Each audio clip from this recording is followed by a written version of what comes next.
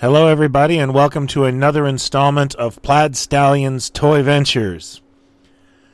This week, I thought it would be kind of fun to delve into an arena of collecting that kind of happened as a result of starting this website.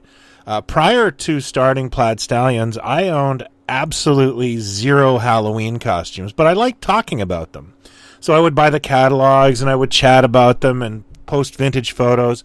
The more I did that, the more I started to kind of notice them. And then I started to kind of pick up the odd, cool one. I occasionally would buy one and photograph it and then sell it. But somehow they started to stick. And they get in by the way of your favorite properties. A lot of the things I collect don't have very much merchandise. So that's how it sort of creeps in.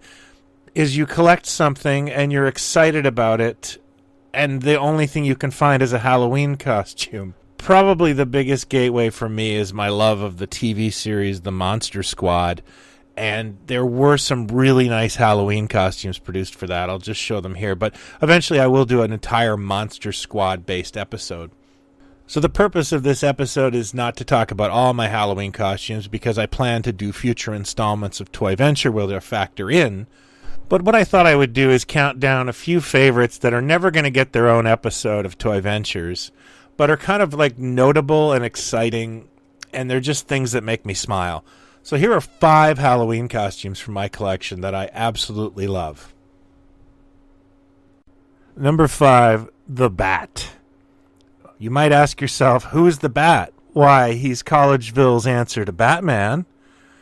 See, when I was a kid, 1975, I was excited about Batman and superheroes and desperately wanted to be Batman for Halloween.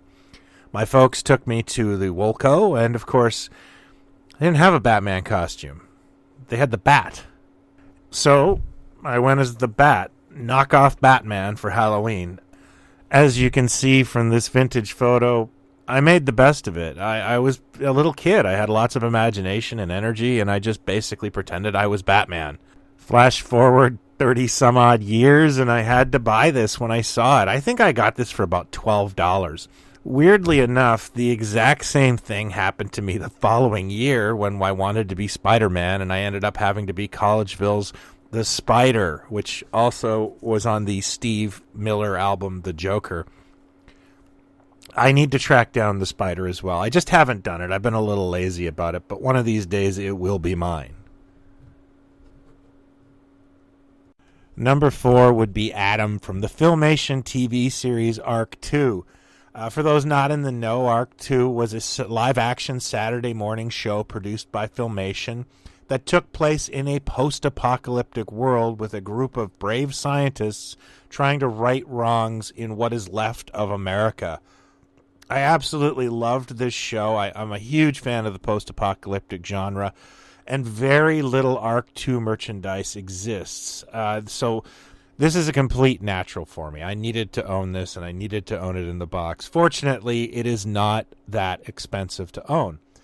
One of the more interesting things about this design is because Adam flew around on a jetpack, they just recycled a mask that was used for race car drivers and astronauts and put the words Arc 2 on it and called it a day. It's not just the action figure companies that recycle things. Number 3 is Swamp Thing. Now, as much as I'm a 70s kid, I will freely admit this costume is from the early 1990s. I did not know that when I purchased it. I bought it off a website with a tiny thumbnail, and I kind of looked at that Bernie Wrightson artwork and thought, oh, wow, they made a 70s Swamp Thing costume. No, this is completely to tie into that Kenner action figure line that I'm actually kind of fond of from that era. I fell in love with Swamp Thing when I was about 10 years old, and that Wes Craven movie, which weirdly enough I'm not that fond of, came out, and it introduced me to the comics and a lifelong love of the character. So having this is just kind of one of those things that makes me happy. I really do think it's a cool costume, especially using that artwork. And I paid $10 for it, so I'm completely happy about it. Number 2 would be Shadow Commander Ed Straker from the television series UFO. UFO is not as popular as Jerry Anderson's other efforts like Space 1999, but I honestly think it's my favorite of all of them. It just has a wonderful look, style, story writing. It's a really interesting television show, and I'm a mega fan. I will be doing later installments on UFO, but I included this because it was like a personal quest.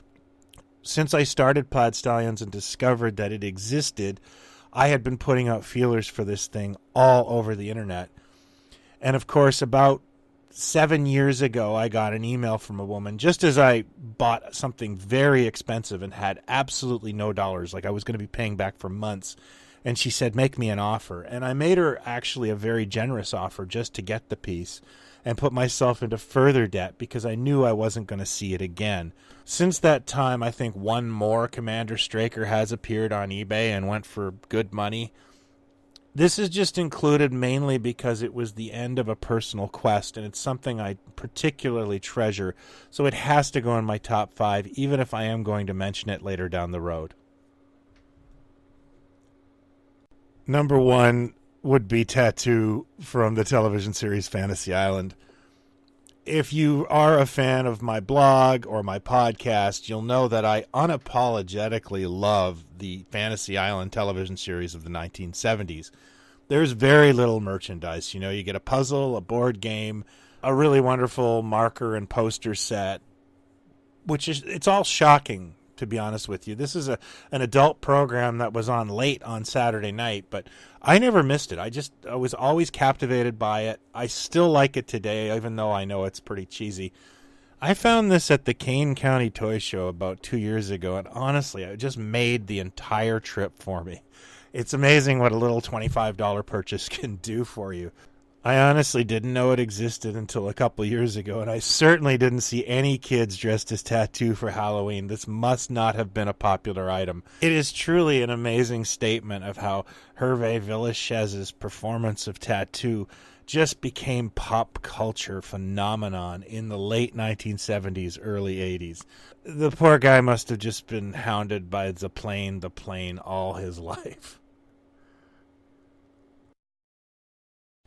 Those are my top 5 picks for favorite Halloween costumes this season, but I would really like to know what yours are, or some of your childhood favorites. Are there some you're trying to track down now? Let me know in the comments below. You can also hit me up at Twitter. Go by @PlaidStallions. Also, we have a thriving Facebook group called Pod Stallions where we'd love to talk to you about this kind of stuff and other things. Thank you as always for watching. If you're new to this, I hope you'll consider hitting like and subscribe. This is what we do, and if you like it, you'll get a lot more of it. Until next time, have fun and trick or treat.